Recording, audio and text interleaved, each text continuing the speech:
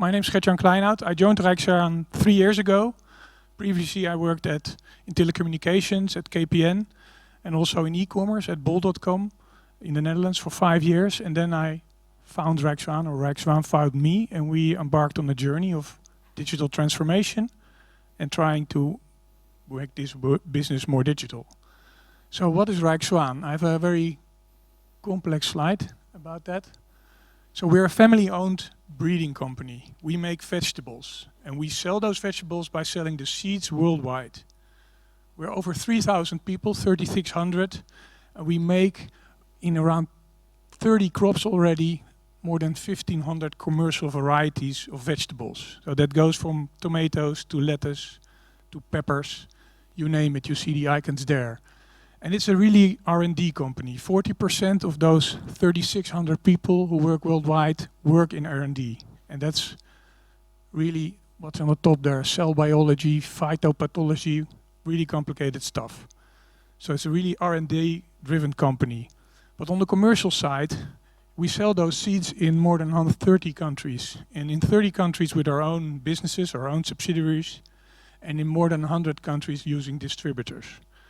And in this business, we believe to stay ahead in the future, we also need to embark on a digital transformation. Maybe also about the market, it's quite fragmented. You see here the market shares globally. We're number 4. That's including all big field crops like corn and potatoes, which we don't do. But so it's a bit a fragmented market, but we're a top 3, top 4 player. So quite a complex company, family-owned, flat structure, really entrepreneurial. So every business, every country is really entrepreneurial and makes a lot of decisions on itself. So how to start in a company like that? Clicker is not really working with me. This is maybe a model many of you know. It's about the agile way of learning. So do experiments, and if they are successful, try to scale them. And once you come to the phase where you have scaled them, you can start earning a lot of money maybe. But I would say for all our digital projects and enterprises, we are still very much experimenting, and we're scaling some of them. So the e-commerce part is in the scale phase. But how did we start? Where did our experiment start? Well, it started in one country for only one crop, for only one target group, hydroponic lettuce. What is hydroponic lettuce? Lettuce you grow in water, in a gutter actually. So it's a really simple target group, one crop, small project using simple tooling, using a simple platform to create a web shop. We input all the data manually and we do all the customer contact manually, and then when an order comes in, you just type it in your ERP and you deliver. Try to learn if it works. And it worked, because within 6 months, 10% of all lettuce sales in Brazil were online. And Brazil is a very big country, and we found actually a lot of new customers, because the big customers, we have account management, we have sales representatives, but the smaller customers often go through dealers or distributors, and we attracted a lot of those. They were ready to buy online directly. So with that experiment, we scaled it up. We added all the crops, and we made it a more professional looking website, and we started to invest in marketing to learn to do more on that side. So that's the first part of the scaling part, but it was still all standalone and not connected to any systems. But maybe to show you a bit about the experiment, I want to show you this small movie, how we marketed it in Brazil.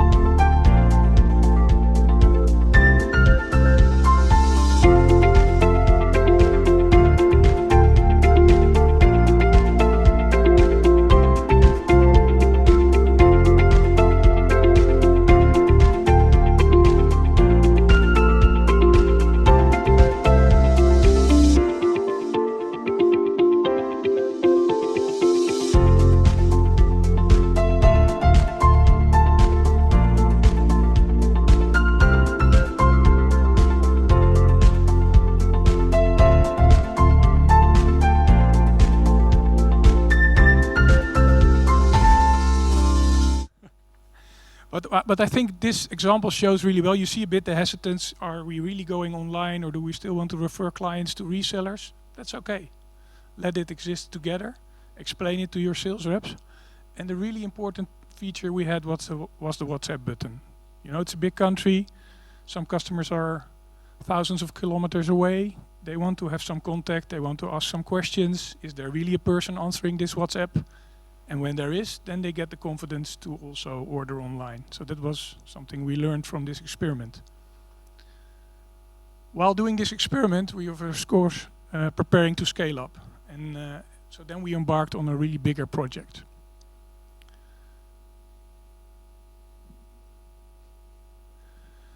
And there were four things we did that we found very important to do. And that was first create a compelling story. Create a story to explain to the whole organization why do we invest so much money, just as the previous speaker said. So we had a commercial strategy for our digital transformation. I will show a summary of that. In the meantime, build your IT infrastructure strategy. We really wanted to have also the benefits of efficiency, so you have to think on the platform you want to build, how to connect it to your existing ERP, CRM, and make a plan for that. Support that with a business case, securing the resources to have a long-term program running. And then again, start simple, with only a small web shop for 1 or 2 countries, and from there, move on. So first I'll take you to the compelling story, the strategy we formulated. And of course, it's always good to look outside if you do that. And in our business, it was Corona hit us, so I don't have to explain this, but customer contact is more and more digital. It's a really strong driver.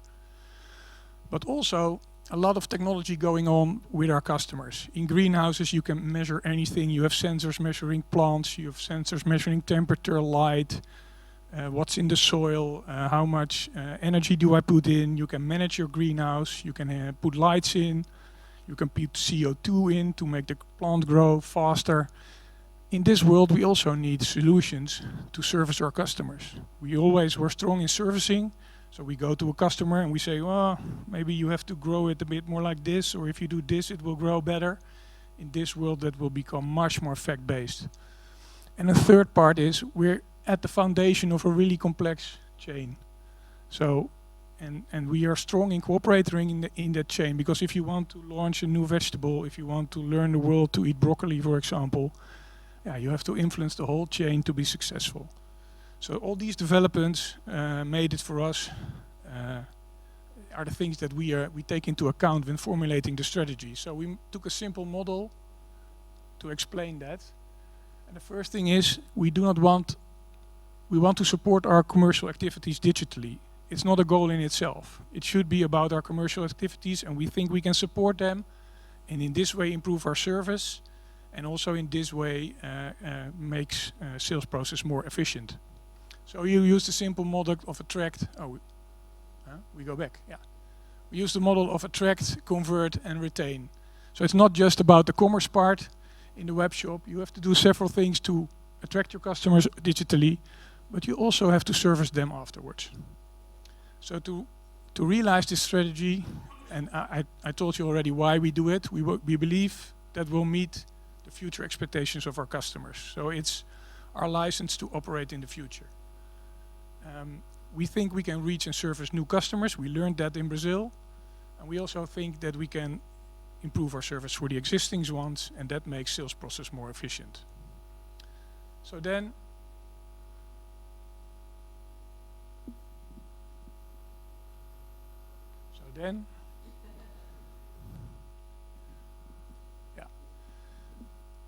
we do projects in all pillars. So we did projects to improve our commercial websites. We invested in marketing tooling, and we invest a lot in good content creation and management, because local content needs to be translated in those 30 countries or in those 100 countries, and you need to facilitate this to make it scalable. And then we invested in Intershop platform and connected that with our CRM and ERP to really have an efficient sales process. But we also invest in several projects on the retain part. So we invested in e-learning to learn farmers how to cultivate their crops. And in the more high-tech part, we're investing in digital growth advice. So we try to give our seeds with a digital recipe to grow that you can use in your climate computer to create the optimal circumstances for growing our genetics, I would say. And this is still, the last part is very experimental, I would say. We do not have a scale up there, but we're experimenting with different crops and with different customers. One I want to show you is the virtual demo room. When Corona hit, we couldn't invite our customers anymore to our demos. And the demos are very important to show the new varieties to the customer. How do they grow? How do they taste? Yeah, taste won't go digitally, but we couldn't show them to them anymore. So there we did a first experiment, because we have a big demo every year in Fine Art, which is in Zeeland, where we show all our new open field crops. So we had an experiment. We hired a professional studio company, and we put a cameraman on the field, and we invited our biggest customers to join us in studio sessions. And I have a short movie about that, and I hope this time maybe there will be a nice music, because that will come now.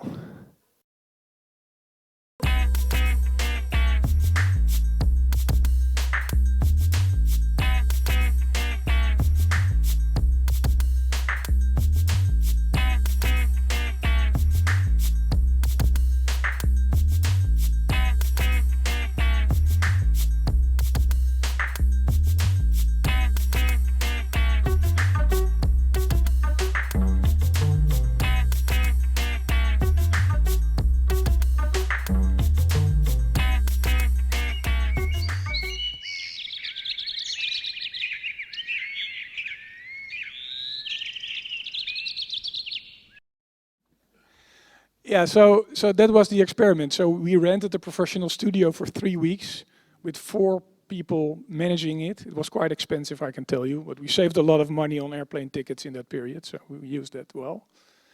But then we said, yeah, this was really successful. Customers loved it, but how do you scale that? So after that, we set on a journey and we built our own studio that we can operate ourselves with more simple tooling, but we created a studio in Rijk, Zwaan, in our headquarters in the Lier, that we could connect to a field camera, but also could connect to an iPhone camera in Tanzania and have a simple demonstration if they have a field demo there, and broadcast it from our studio using YouTube to customers all over Africa. And then we expanded.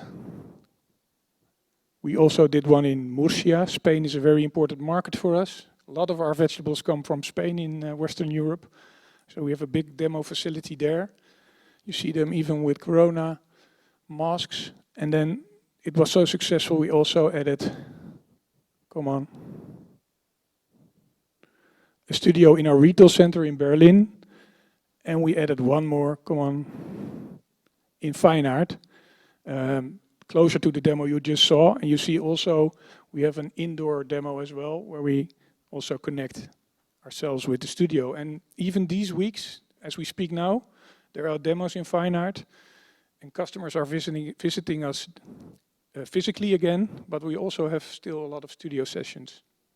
And one thing we learned is you need a camera from the ceiling to show the vegetable, but it's also that customers said normally only our main buyer comes to see the demo, but now we can have a session inviting the whole marketing team, showing them all the products. So this is an example of experimenting and scaling. Now back, and here you see the African field days, which were really nice because the African people were so enthusiastic that they could do this as well. And you see the business manager for Africa in the studio in the Lier, connected to his team in Africa.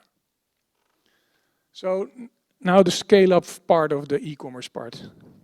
After the pilot in Brazil, we took some time to build that foundation. So it was Intershop with PWA technology, connecting it to our ERP, connecting it to our CRM. It was quite a puzzle. It took longer than I expected, but we finished it. And then we launched this web shop first in Ukraine. Nowadays a bit difficult choice, but still running actually at the moment. We launched it in Austria and Germany, and then we migrated the Brazilian web shop. And now that was phase 1. So now, today, we are scaling this, and it's an agile approach. So we plan the next 3 countries, Australia, Poland, and England. We try to optimize what we've built, but we also still have lots of functionalities to add. For larger customers, we need more customization options, and even for plant raisers and distributors, we're thinking on how to scale up. So now we aim mostly at smaller to medium customers at the moment. So we're balancing a project we plan to do in the next 5-6 years to gradually bring countries live, but also to extend functionality. So in every country, we can service more customers. And in the end, and maybe we'll do that parallel, we'll also think about those distribution countries, because we have partners there that say, can you not help us offer a web shop to our customers? So this is kind of what it looks like. So the new commercial website should bring everything together. You have your homepage, you have your marketing content, you have your shopping content, you have the blogging, and you have also the e-learning part, bringing every service together for the customer, but rolling it out country by country. Not every country has e-learning. In Germany, they have all the options we have at the moment, so that's kind of the flagship at the moment. So that's more the technical part and the phasing part. What we also learned is you need feet on the ground. This is Gabriel. He lives in Brazil. He's our first webshop manager, e-commerce specialist, and he's the eyes and ears of my team in Brazil. And every country we roll out, we really want someone there on the feet. And he should coordinate within the subsidiary. So he has to get all the variety content in the local language and with the right descriptions. He has to manage the local customer journey with the local payment provider, with the local tax regulations. He has to coordinate customer service, make sure the WhatsApp gets answered. And of course, he has to also really support the online marketing part. So one of my advices, if you want to roll out globally, invest in new skills, bring new people in, and put them in the local organization. So next to this, also you have to tell the story lots of times. You have to prepare people in a very traditional business for this new change. And we have a special business change project, and there are 3 pillars. One is communication, one is training, and one is embedding it in your succession planning and in your HR planning. And in a global company with so many people worldwide, that's really important. So I have some examples about the communication. Celebrate, of course, when you go live. And this is an example out of the trainings. We devised a training program about e-commerce and about online marketing together with Bekenstein Business School, and we gave it to those countries that were starting, but we did it jointly. So every session was done by someone from my team together with a teacher from Bekenstein Business School. And the same we do for global commercial management. So in September we will do the same. We will invite 50 people from global commercial management to a custom program at ES in Barcelona to also help them prepare how am I going to lead this transformation. Because the technical part is okay, but you have to take the organization along and give them tools and also help them understand how to lead this change in their business. So these are the learnings and the journey we're on. So we're scaling, and we're not halfway there. We're in the beginning.